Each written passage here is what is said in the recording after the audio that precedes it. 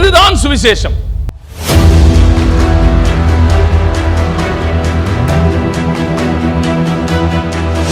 எல்லாருமே எதை தான் சுவிசேஷம்னு நம்புறோம்? பரலோகம் நரகத்தை தான் சுவிசேஷம்னு நம்மளும் நம்புறோம்.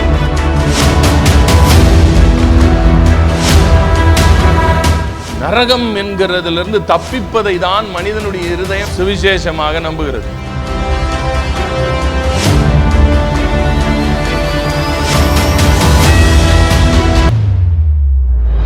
நம்ம பேசுறதெல்லாம் சுவிசேஷமே கிடையாது.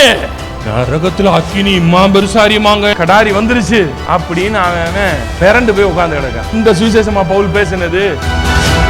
செத்தா எங்க போற, வாழ்ற காலத்துல விட்டுட்டான மாலு. அப்ப எதை நாங்க சுவிசேஷம்னு சொல்றதுமா?